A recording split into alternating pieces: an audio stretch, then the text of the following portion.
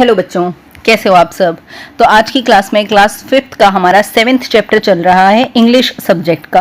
ठीक है, जल्दी से इसको करते हैं, फिर एक और चैप्टर रहेगा हमारा 6th वाला, और फिर हमारी जो इंग्लिश की ये वाली बुक है ये कंप्लीट हो जाएगी, इसका हमारा सारा सिलेबस कंप्लीट हो जाएगा। ठीक है, चलो स्टार्ट करते हैं। चैप्टर का नाम है गिल्ली डंडा। अब सारे बच्चों को पता होगा कि गिल्ली डंडा क्या होता है। ये जो होता है ये हमारे पास एक गेम होता है। ये क्या होता है, एक गेम होता है जिसमें एक छोटी सी गिल्ली होती है, मतलब कुछ इस तरीके की होती है वो। ठीक है, और एक बहुत बड़ा सा डंडा होता है, और इसको इस लेफ्ट कोने पे या राइट कोने पे हम मारते हैं, फिर वो उछलती है। कुछ इस तरीके का गेम होता है। ठीक है, एक पोएम है, फटाफट से इसको रीड करते हैं। In the playground we gather around with a stick and a small gilli to throw. Gilli danda our game is so sound. We play with joy, watch it go. 1, 2, 3, swing and hit. With our friends we never quit.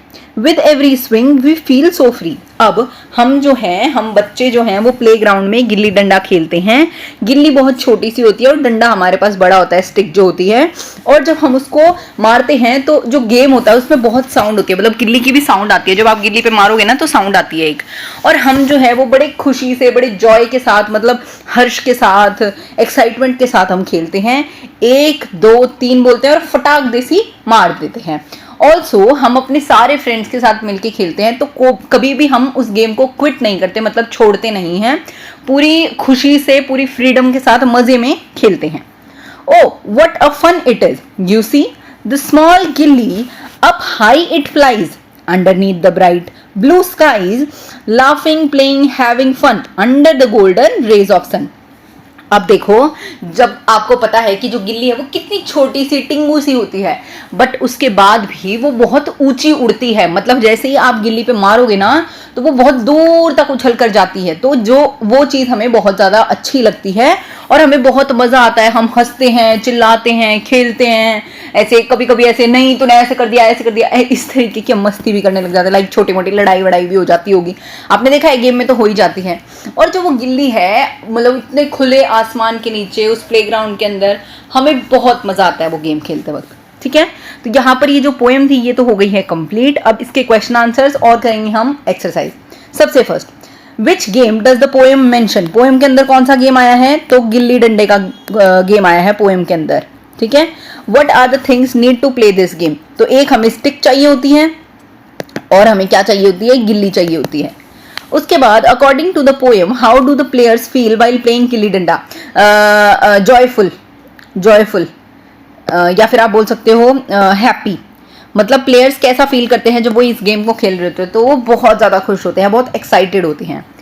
Next is what happens to the tiny gilli when the stick strikes it.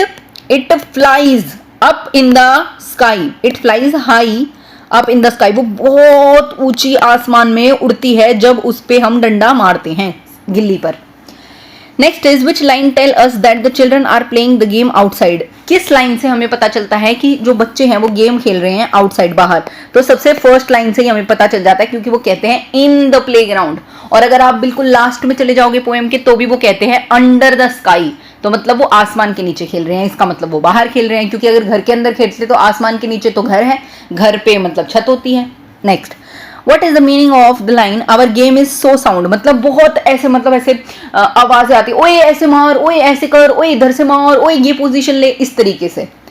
Which word in the poem shows happiness। Happiness किस word से पता चलता है, तो Joy से पता चलता है, लाफिंग से पता चलता है। देखो यहाँ पे लिखा हुआ है, जॉय भी लिखा है, ये रहा जॉय। ठीक है, यहाँ पर लिखा है लाफिंग, प्लेइंग, हैविंग फन। तो इससे हमें पता चलता है कि बहुत मजे आते हैं बच्चों को गेम खेलते वक्त। Next is think and discuss में first question, do you enjoy playing outdoors, why and why not. देखो भाई, मुझे तो पर्सनली बाहर खेलने में बहुत मजा आता है, यस या नो। अब ये आप बताओगे, मुझे तो बहुत मजा आता है। क्यों मजा आता है, क्योंकि ना हमारे पास स्पेस बहुत ज़्यादा होता है, बहुत हम खुल के खेल पाते हैं। हमें ऐसे नहीं होता कि शायद शीशे के लग जाएगी या टेबल के लग जाएगी, ऐसा नहीं होता। और थोड़ा सा नुकसान ये हो जाता है कि अगर कीचड़ है, बारिश है, धूप ज़्यादा है तो थोड़ी सी दिक्कत हो जाती है। पर आपको क्या लगता है वो आप यहाँ पर बता सकते हो। Next is name 5 outdoor games that you enjoy playing with your friends. तो सबसे पहले तो मैं क्रिकेट खेलती हूँ। ठीक है, ऑल्सो आप बोल सकते हो बैडमिंटन। बैडमिंटन भी बाहर खेलने में मजा आता है। हाइड एंड सीक भी, पेड़ के पीछे छुप जाओ, किसी के घर की छत के पास छुप जाओ, है ना, दरवाजे के पीछे ऐसे ऐसे करके। उसके अलावा और आप क्या बोल सकते हो, आप गिल्ली डंडा चैप्टर पढ़ रहे हो तो गिल्ली डंडा भी बोल दो, ठीक है। Now third question is, imagine you are the same small gilly. Imagine you are the small gilly.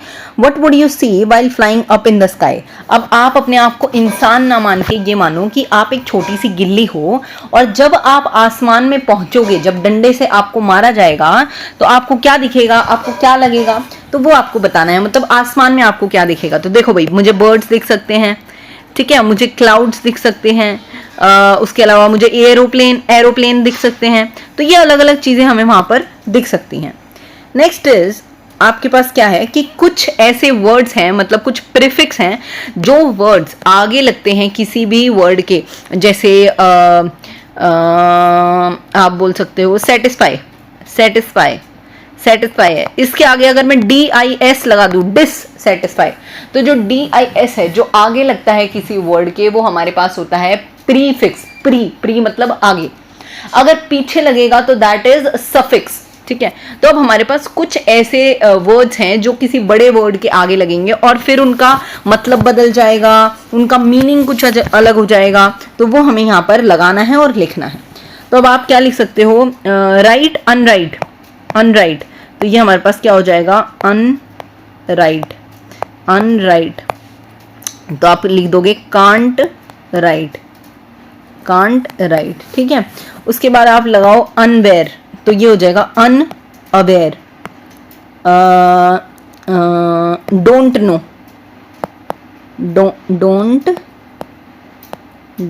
No, ठीक है। नेक्स्ट है UN अगेन, तो यहां पर हो जाएगा अनकंफर्टेबल,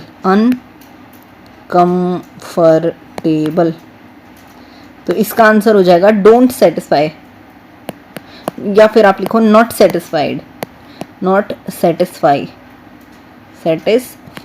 ठीक है। उसके बाद है UN, यहाँ पर भी UN, तो यहाँ पर ऊपर वाले में हो जाएगा अनअरेंज, तो आप लिख दोगे नॉट इन अ सीक्वेंस,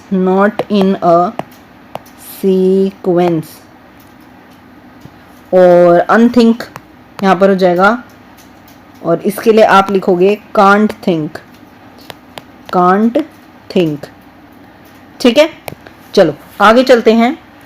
आगे हमें बोल रखा है कि ये जो नाउन्स आपको दिख रही हैं उन पे आपको सर्कल करना है, और सर्कल करने के बाद आपको बताना है। और अच्छा, सर्कल किन पे करना है, जिनको आप देख सकते हो, जिनको आप टेस्ट कर सकते हो, जिनको आप टच कर सकते हो, और जिनको आप स्मेल कर सकते हो, सूंघ सकते हो।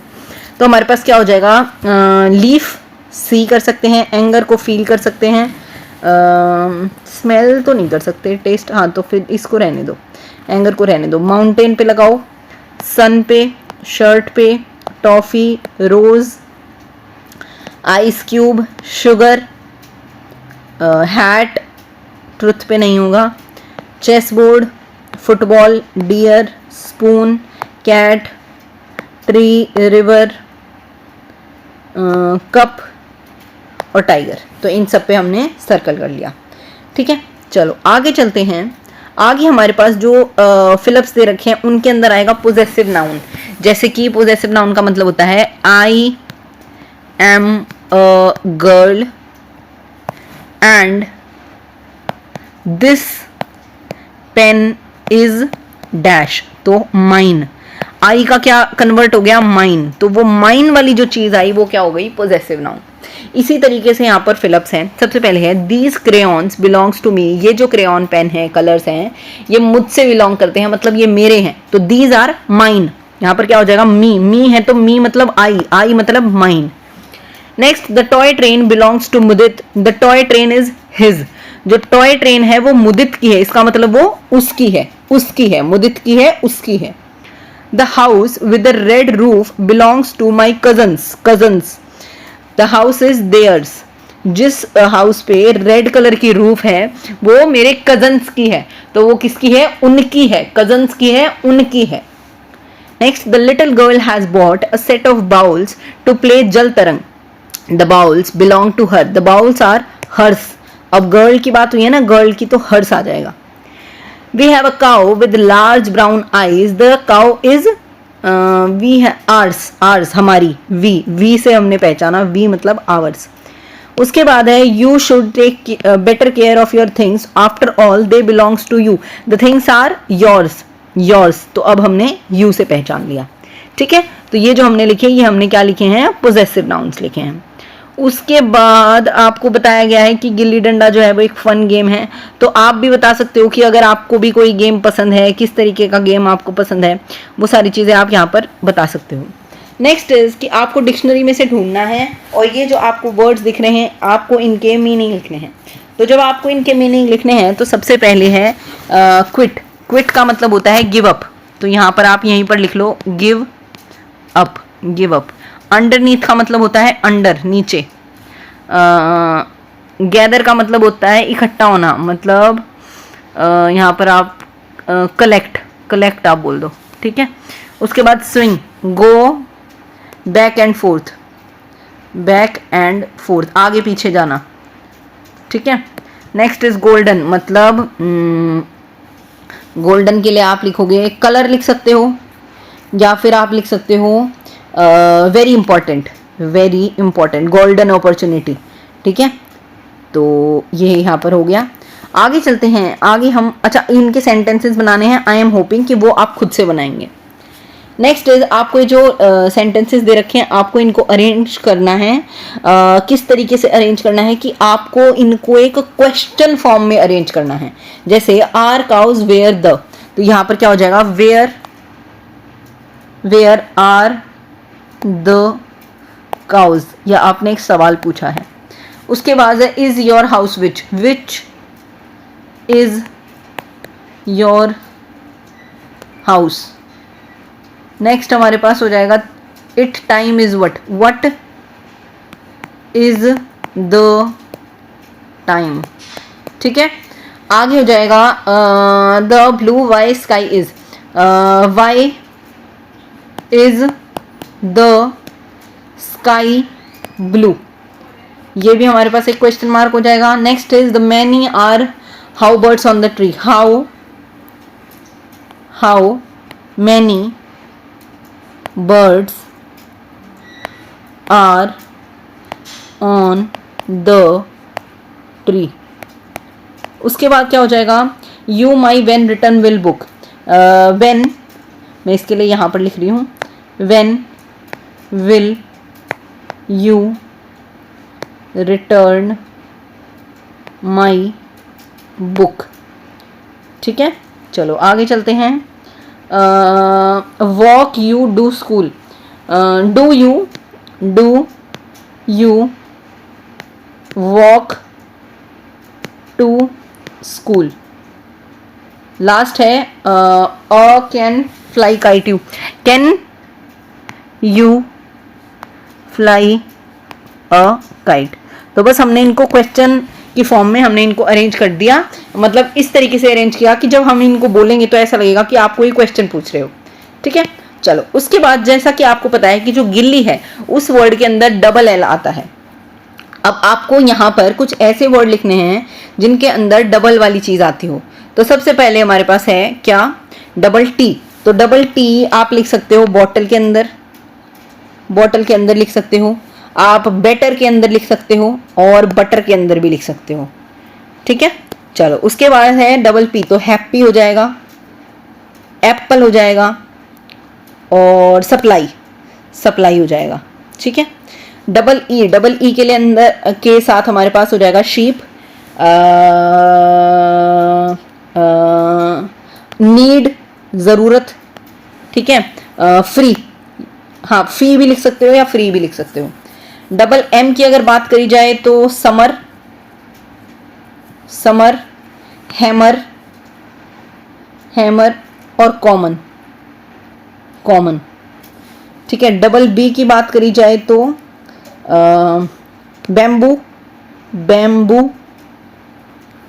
उसके बाद हमारे पास हो सकता है बबल, बबल, और रैबिट, रैबिट, रैबिट भी हो सकता है, ठीक है।